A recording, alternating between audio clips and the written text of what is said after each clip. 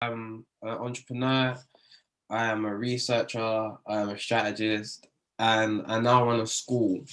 Um, and my journey's been a bit whirlwind, but I've spent a lot of time building and failing and building and failing. I've I documented am a everything. researcher.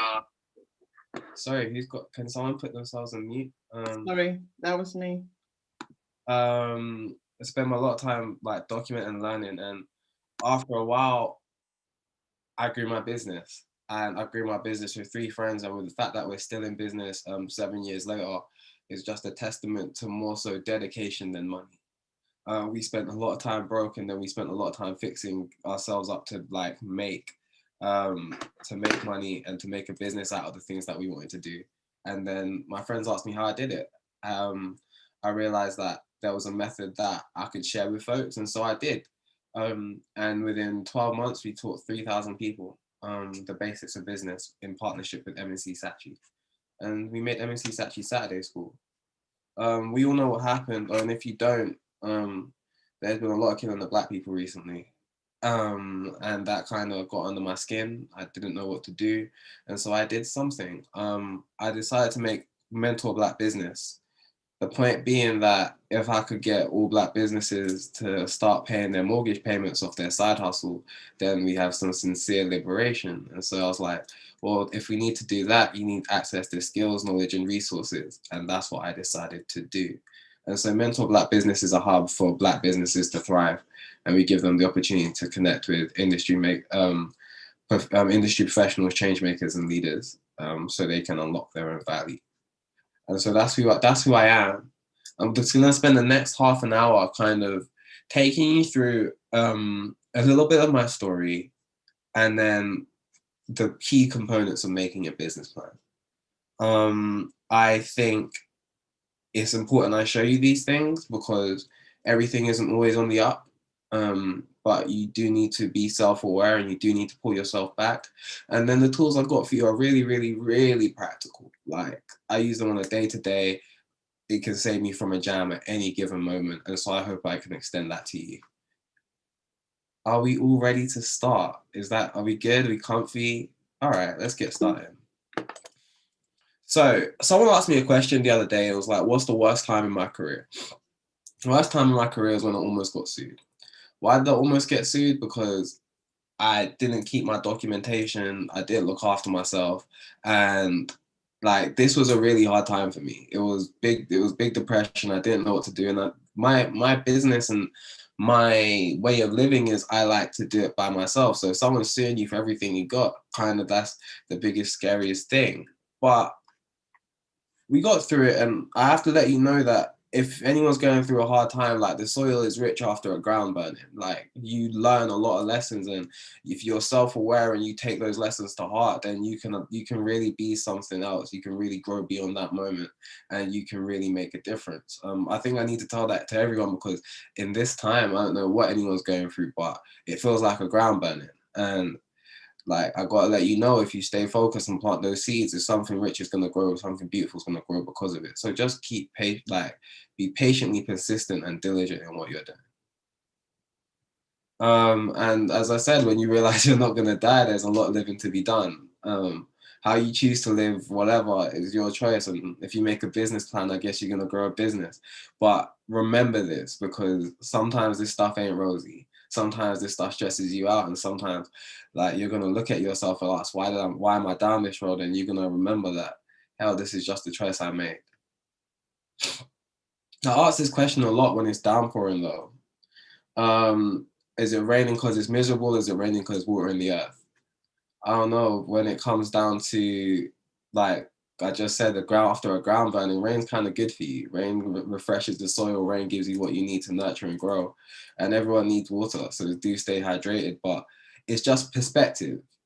It's been raining a lot in London, and it looks miserable. But hey, these do the plants need it, and we need oxygen. Like, just be aware of your perspectives, because that will allow you to see opportunities where there are none, and that will allow you to see things where other people might. It's almost the cup half full, the cup half empty point of view, and I stand by it. But okay, those two things done. This is the last. Those two things done. I would like to show you this. This is the Making Your Business Plan course. It's really simple. It's really accessible. It's for like first-time founders. It's for beginners. It's to let people. It's for you to really articulate what you're doing, so that you can get up and go and make business out of yourself. MSc Saatchi Saturday School teaches people the basics of business. This was one of the first Saturday schools we did. I'm sitting on the floor. That's in MSc Saatchi, London. I'm really grateful for them for the space. But we're here to support, we're open to all, but to be honest, we're here to support Black women, women of color, and young people 16 to 25. And so that's the audience you see. 90% of our attendees are women.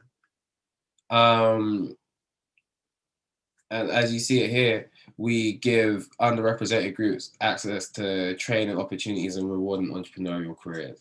I genuinely believe that your actions should be geared towards making money. And if they aren't, that's fine, that's your choice, but why? And if you're making a different play, be explicit with that play so other people can get on board with you. This business stuff, I've done business for loads of years, and I remember doing the first couple of years broke. And then when I asked myself why, I actually don't know why, apart from the fact that I just wasn't clear and I wasn't focused on what I was doing. And so why do other people have to do it? Just let's get focused together.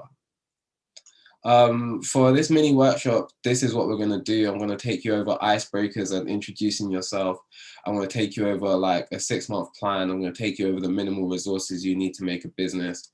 We're going to talk through your offering, your process. I want to introduce you to customer research if you've never heard of it. And then I'm going to probably run you through some go-to-market strategies. It's half an hour, so we'll see what we can fit in, but everything should be here, and there's recordings that's available. There's 4 recordings of this class that's available that I'll share with you at the end. So this is an interactive class.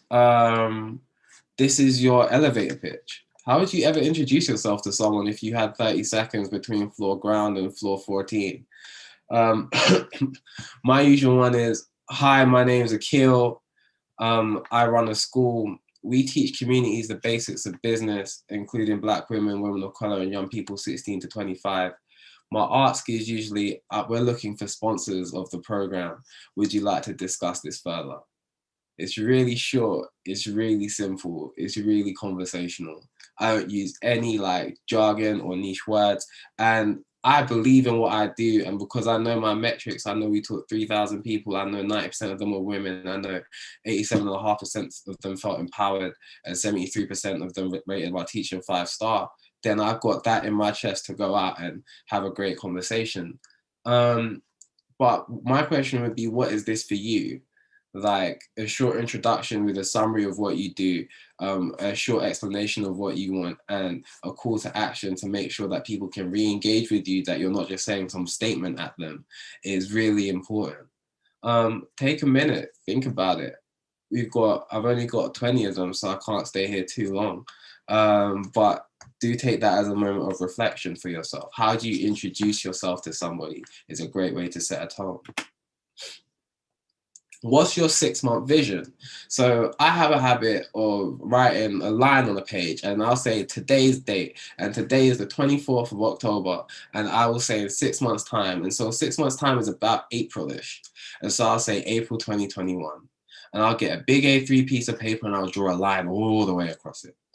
And I'll say, what am I doing today? And I'll say today, Saturday school teaches people online through masterclasses. And then I'll say at April 2021, where do I want to be? Well, hell, on average, we get about 40 people a masterclass at Saturday school. Milestone one of my milestones is I want that to be 500 people a time. I want 500 people a time to be attending our masterclasses. At Saturday school, I want us to be reaching like loads of minority communities. So how might I do that? If I was specific about it, I would want to be reaching 100 minority community groups. Okay, and milestone 3, how do I make sure I have the highest teaching quality? And those will be my 3 goals for the 6-month vision. And so I've got specific goals on growth. I've got specific goals on who I want to be there. And I've got specific goals on quality. Hell, let me put some money in there. I want to secure funding so someone can fund the masterclass sessions too, sponsor the masterclass sessions too. Okay, I've got some real achievable goals and I can see them in front of me. And what I'll do is I'll take a picture like this and I'll put it up around the place. I wish you could see it. I've got one there just in the back. It's on my wardrobe. And I literally look at that every day as I get dressed. And so it keeps me on track and on target to the types of decisions I want to make. When I draw this out on a piece of paper, I put this somewhere where I can see it and somewhere that's ingrained in my life. If that's in front of the toilet, if that's in front of the wardrobe, if that's on the fridge, so I can see what I'm doing and how I'm objecting towards my goals. Everyone I've seen do it says they hit this stuff like 2-3 months in because they're now focused and they see it and it's there and it's there and it's there and they don't forget. I think one of the interesting things about writing a business plan or vision is you spend so much time laboring over the document, you write it and then you file it away. And just in case someone asks for an investor, no, this is for you. This is your business plan. This is your direction plan. So put it somewhere where you can see it. As an example, this is something I did when I first started teaching Saturday school. I know it's a bit sketchy, but it was the original, so please forgive it.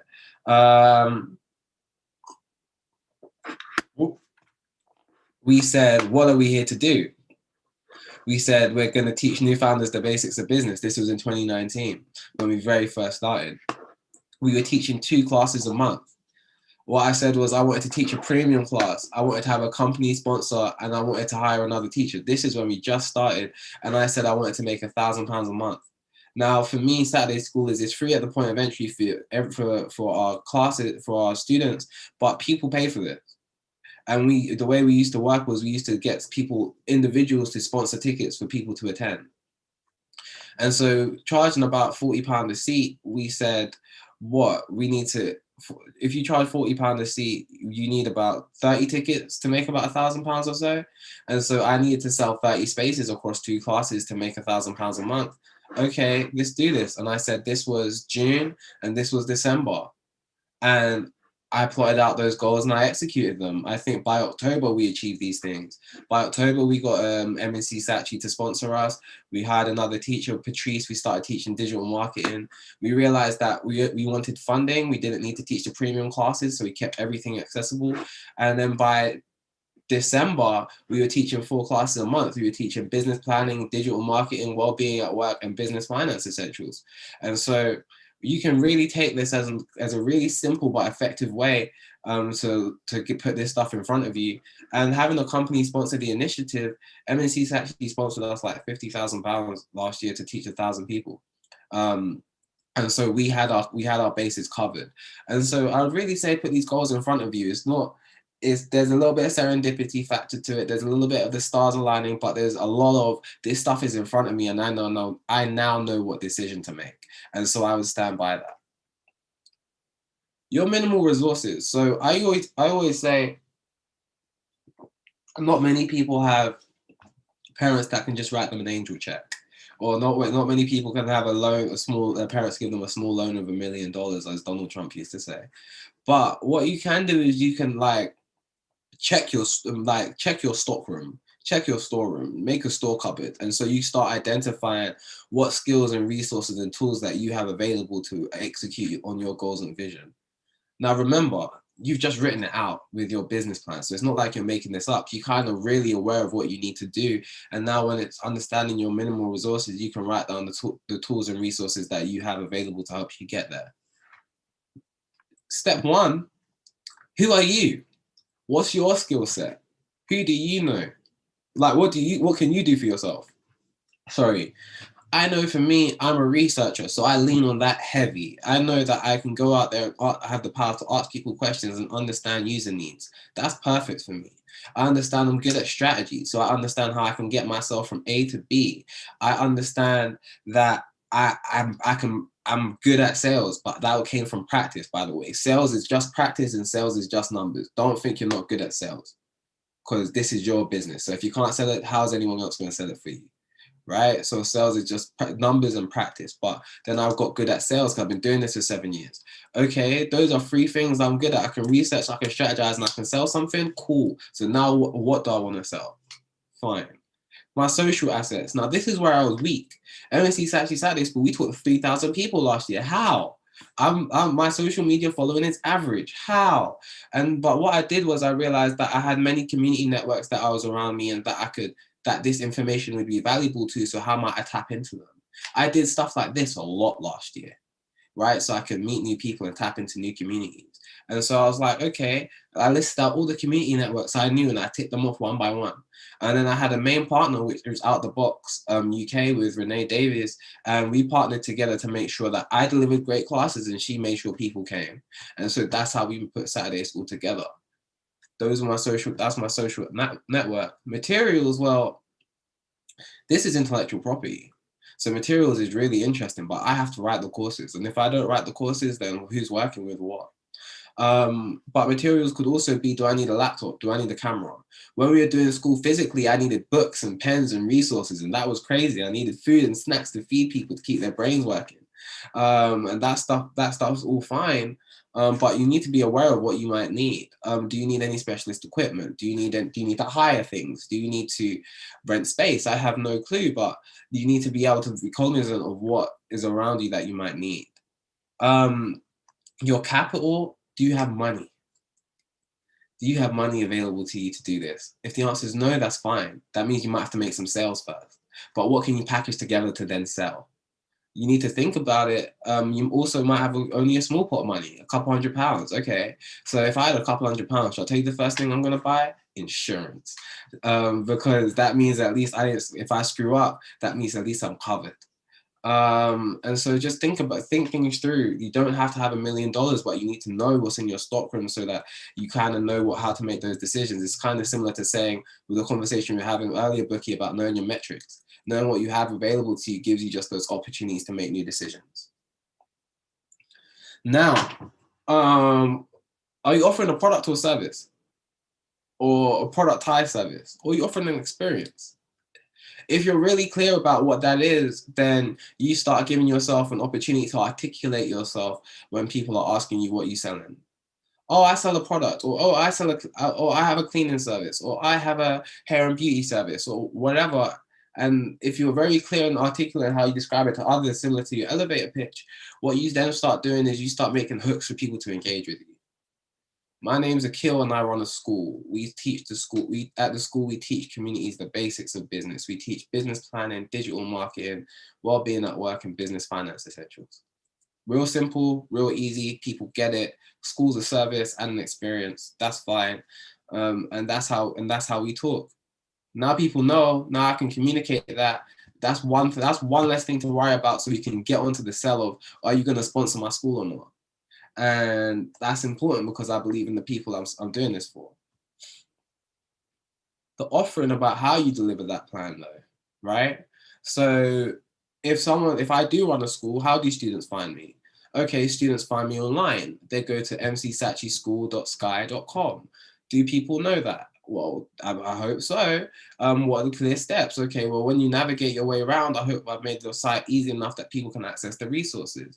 How can I make this into a process? Well, if I have a sign up page on my website, the day we go back to being in person, we can also sell tickets there. So people can sign up, attend a class, and get the education and certifications that they need.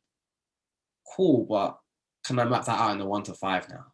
People go to the website, people watch your class, they like it, they sign up, they attend. Great. If you can have a clear process to how your business works, other people can now join you in delivering that goal outside yourself. Right. So now maybe don't have to focus on the website. I can maybe be focusing on the delivery of the classes. Someone else can make sure that people attend. People can be making sure that the marketing's done, because people are now clear about what steps in the process need to happen, and people are now clear about where they can play a role in helping you execute. The whole idea is you may not need a plan, but your team does. And so the fact that you have a plan of your offering, how that's executed, now allows other people to come in and join you on this vision and allow you to grow and scale. Your target audience. Now, if you're starting out, this just might be a big assumption. But I would say to you that I would start thinking about who this person might be or who these different types of people might be. Because once you can identify their persona, that allows you to identify potential people that you can be willing to sell to a lot earlier. When we were selling Saturday school tickets, we realized that a lot of our donors were middle-aged white men who had some untraditional points of view but had made it to senior positions. We understood that some of them had family, but they also made above like 65K.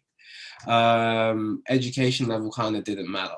But we realized that was their demographics. But what was really interesting was their psychographics. So their psychographic is almost their almost mental model or their mental picture of who this person is, right? Their personalities were they supported the personality and values supported social causes. They had opinions that supported people who were down. They had attitudes which were progressive. They had interests in technology, media, and business, and they had relatively good lifestyles. And so I basing my sales image on the psychographic was easier for me to connect with, but that means I couldn't actually look at someone and say if they were my customer or not. I had to start talking to them and listening. Listening in this environment is gold.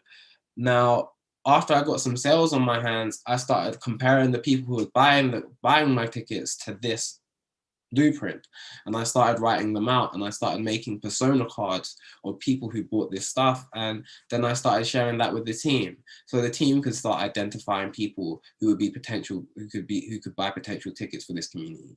That was really important because that allowed us to scale in the early days, and that was essential for us getting to our first couple milestones. If you are ever interested in customer research or like speaking to people and understanding user need before you go and build something, I would recommend this book. The Mum Test by Robert Fitzpatrick is a very short book, but it articulates what you might need to do to listen effectively so you might build the best product you can for your customers. He comes with 3 rules. Talk about their life instead of your ideas. So I run a school, congratulations, but if I'm ever interested in getting someone to attend the school, I usually talk about their educational experience and ask them questions on their educational experience versus telling them how great my school is. Ask them about specifics in the past. Well, depending if they've been a previous customer of mine or if they're not, I'm going to talk to them about either their previous engagements with me, or I'm going to talk about their previous engagements maybe with learning online, so I can understand the different comparisons between what they've experienced in my service. Talk less and listen more. Listening is gold, especially if you've got an opportunity to listen to your customer or your target audience to tell you for them to tell you what you might need. Go get this book, Google it, download it, buy it. I don't care. It's great for you. And the guy didn't pay me to say that. This is one question though that keeps me on my toes. It may sound like a Debbie Downer, but once you're aware of what the one thing that will kill your business is, boy, your brain starts turning about how to not make that happen. And so I ask every business, what's the one thing that's going to kill your business? For Saturday School, it's the assumption that we've delivered enough value for our partners that they're going to keep funding us year after year. And so because that's always in my mind, shall I tell you what I'm doing? I'm always collecting different ways and means to show how I've delivered value for my sponsors. I've always collected evidence and means to show how I've delivered value for my community, because that's usually what they're paying me to do. Like, because I'm aware of this stuff now, it allows me to act different. And that acting different always keeps my business afloat. Ask yourself that question. What's the one thing that could kill your business? Like, it will keep you sharp, I promise. One thing we learned in Corona though is don't be afraid to reimagine everything. It was a little bit old school, but for me, because I read the study that learning outcomes are best face-to-face, for Saturday School, I wanted it to be a completely face-to-face experience all the way through, every bit of it. But COVID happened. Okay, cool. I guess if I'm really about it though, what am I saying? Am I going to give up because I couldn't do it, or am I going to change tack? Well, my point of view was, as much as I wanted people to teach face-to-face, I wanted people to really get the information and get the energy from me and get the learning that they needed and be able to ask me questions. So I said, don't be afraid to reimagine everything. And by April, we transitioned this thing to Zoom and we had 100 people online. all ready to learn in 4 different classes. It was great. It was beautiful. And so I would I would say to you, really, really, really focus on what your business is here to do. My business was here to teach communities the basics of business. Cool. Well, that means the methods in which I go about that could be whatever, as long as I'm teaching people the basics of business. That could be bite-sized videos, that could be email mailouts, that could be whatever. But as long as I'm doing that, and if I'm not afraid to reimagine my business, the world can change tomorrow and I can still be doing the same thing and I'll work it out. And I would say be prepared for that, especially in this time where you might write a plan today, you might have to screw it up tomorrow and try again. But always focus on delivering that thing that you said you were going to deliver for your customer, and your business will stay afloat. I'm going to say thank you. I'm going to say that's me done. I would love to share with you a few things. So let's see if I can find the chat function. We have a question, Akhil. Yeah, of course. So Kelly wants to know, did you set up your legal entity first of all, or started with your MVP and then set up officially? So I started with an MVP first. I had the idea for Saturday School maybe in about March. My life was running crazy, so I didn't get to try it out till May. After I did May and June, I said, okay, I'll go for it. And that's exactly what I did. Absolutely went for it. Yeah, one thing that'll kill my business is poor project delivery. So is MindBookie. Like, if I deliver badly for folks, people are just going to stop believing in the source. And the minute they stop believing in the source, that's where everything evaporates. And so my question is, how do I keep the highest quality? That's a great one. But if anyone wants to go to, if anyone wants to see it, my screen's still sharing, right? So if anyone wants to attend, we have it here, mcsachyschool.sky.com. We have online classes and they're all here for you. If you want to see the full class,